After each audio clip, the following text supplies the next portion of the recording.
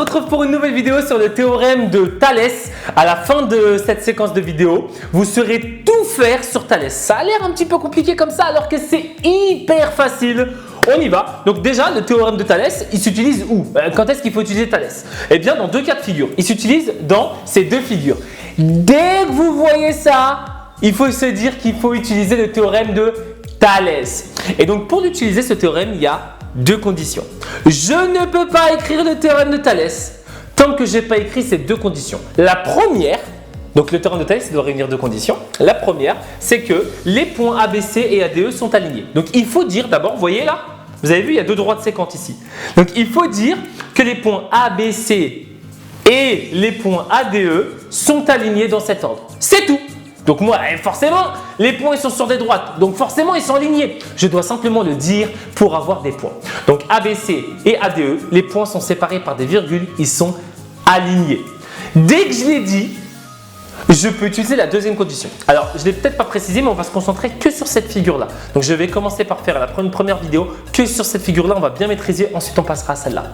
On continue. La deuxième condition, c'est qu'il faut dire que les droites BD et CE sont parallèles.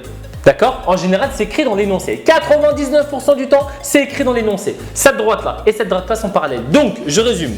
Si les points sont alignés et si les droites sont parallèles, alors on peut utiliser le théorème de Thalès. D'après le théorème de Thalès. Attention! Si jamais vous avez oublié une de ces trois informations, vous perdez des points. Si jamais vous écrivez pas que c'est le théorème de Thalès, c'est pas le théorème de l'épicier du coin, c'est le théorème de Thalès. Donc il faut l'écrire. Ces trois informations, elles doivent apparaître impérativement. En plus, ça fait un peu un télo. Tu le marques sur ta copie brevet, on se dit ah ouais, on a affaire à un élève rigoureux. Donc ça, faut l'écrire. Dès qu'on a écrit ça, maintenant on peut utiliser le théorème de Thalès. Qu'est-ce qu'il dit ce théorème? Le théorème de Thalès, il dit que le petit sur le grand égale le petit sur le grand égale le petit sur le grand. Alors je sais, là comme ça ne veut pas dire grand chose. J'explique. Ah, c'est pas faux. On part toujours du point séquent. Vous avez vu, il y a deux droites séquentes en A. C'est quoi le plus petit? C'est AB ou c'est AC? C'est AB. C'est quoi le plus petit? C'est AD ou c'est AE? C'est AB et le grand c'est AE. Et c'est quoi le plus petit entre BD et CE? Non, c'est BD. Donc, le petit sur le grand. Alors, sur, c'est divisé. Hein. Sur, c'est pas. Sur, c'est divisé. AB divisé par AC. Le petit divisé par le grand. Il est égal. C'est la même chose que l'autre petit divisé par l'autre grand. AD divisé par E. Et c'est égal. C'est la même chose que l'autre petit divisé par l'autre grand. Donc, vous prenez le petit côté divisé par le grand côté. C'est la même chose que tous les petits côtés divisés par les grands côtés. Donc, je rappelle ça une dernière fois. AB divisé par AC, c'est pareil que AD divisé par AE, c'est pareil que BD divisé par CE. Est-ce que c'est clair pour tout le monde? Deux conditions, d'après le théorème de Thalès, le petit sur le grand égale le petit sur le grand égale le petit sur le grand. Ok, mais ça sert à quoi? Eh bien, je vais vous mis un petit exemple avec des nombres et je vais vous expliquer exactement ça sert à quoi. Le théorème de Thalès, quand vous êtes dans une configuration comme ça et que vous ne connaissez pas des côtés, par exemple là, DE, on ne connaît pas. CE, on ne connaît pas. Donc on est dans cette figure-là. Je ne peux pas utiliser le théorème de Pythagore, vous voyez bien, il n'y a pas de triangle rectangle ici. Et donc, on va utiliser donc, le théorème de Thalès. Regardez bien à quoi ça sert et comment l'utiliser. J'y vais. D'abord, je précise que les points sont alignés. Donc, ABC, ADE sont alignés. Ensuite, je précise que les droites sont parallèles. BD et CE sont parallèles. Alors, normalement, c'est écrit dans l'énoncé. Hein. Là, c'est parce que c'est un exemple que je vous fais. Je cite le théorème en question. D'après le théorème de Thalès, on a, et ensuite c'est parti, le petit sur le grand égale le petit sur le grand égale le petit sur le grand. Vous avez vu? AB sur AC égale AD sur AE égale BD sur CE. Jusque là c'est clair. L'étape d'après, c'est qu'on remplace toutes les valeurs, tous les côtés par les valeurs qu'on connaît. Donc par exemple AB, il vaut 2. Je le remplace, c'est parti. AC, il vaut 7. Attention aux petits malins qui me disent que AC, il vaut 5. AC, il vaut 2 plus 5. AC, il vaut 7. Il faut être un petit peu rigoureux. Ensuite, AD, il vaut 3. AE, je ne le connais pas. BD, il vaut 4. Et CE, je ne le connais pas. Donc, les côtés que je ne connais pas, je les laisse par leur nom. AE et CE. Moi, évidemment, qu'est-ce que je cherche? Bon, là, la question, c'est trouvons AE et trouvons CE. On est tous d'accord jusque-là? C'est parti. Comment on fait pour trouver AE et comment on fait pour trouver CE? Eh bien, c'est pas plus compliqué que ce que je vais vous dire maintenant. On fait un produit en croix. Ouais, c'est pas faux. Quand vous comprenez pas, vous dites c'est pas faux. Comme ça, vous passez pas pour un glandu. C'est ma botte secrète. Donc, comment faire un produit en croix? Eh bien, vous voyez AE, regardez bien, c'est vrai, c'est peut-être l'information la plus importante de tout le cours.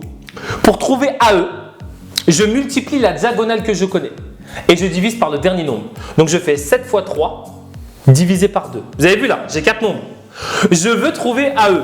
Je multiplie la diagonale que je connais. 7 fois 3, vous êtes d'accord? Là, il y a une diagonale. Là, il y a une diagonale. La diagonale que je connais, il y a un 7 et un 3. Je fais donc 7 fois 3 et je divise par le dernier nombre. Je divise par 2. Et donc, j'ai AE égale 7 fois 3 divisé par 2. AE égale 10,5. Le théorème de Thalès, ça n'est pas plus compliqué que ça. C'est tout. Il faut savoir citer les conditions. Et ensuite, il faut savoir faire un produit en croix. Et donc maintenant, comment trouver CE? Eh bien, c'est pareil. On va faire un produit en croix. Et là, vous allez me dire, oui, mais lequel? Parce qu'on peut faire 4 fois AE divisé par 3. Et on peut aussi faire 4 fois 7 divisé par 2. Vous utilisez la diagonale que vous voulez. On s'en moque, ça marche, c'est pareil, c'est la magie des mathématiques.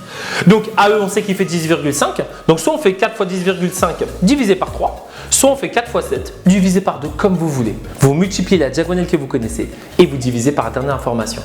Bon, c'est parti. Moi, j'ai fait 4 fois 7 divisé par 2 et on trouve 14. Vous savez tout faire sur le théorème de Thalès. Alors attention, sur la première partie du théorème. Maintenant, on va faire une mise en application directe. C'est parti.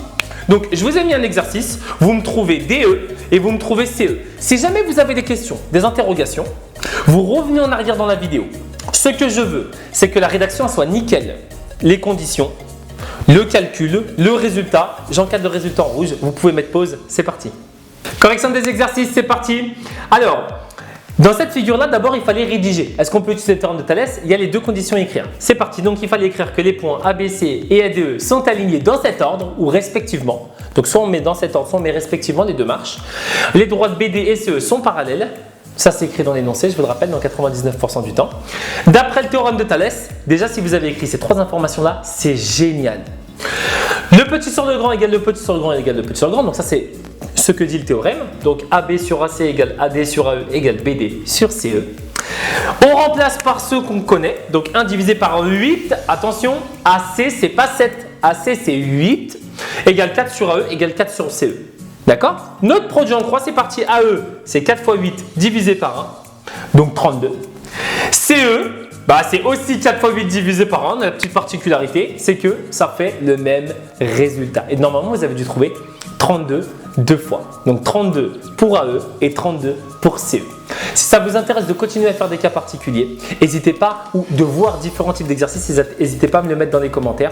Merci pour cette vidéo, c'est tout. Dans la prochaine vidéo, on étudie le théorème de Thalès dans la figure en papillon. N'hésitez pas à liker, à partager. On se retrouve très vite pour la prochaine vidéo.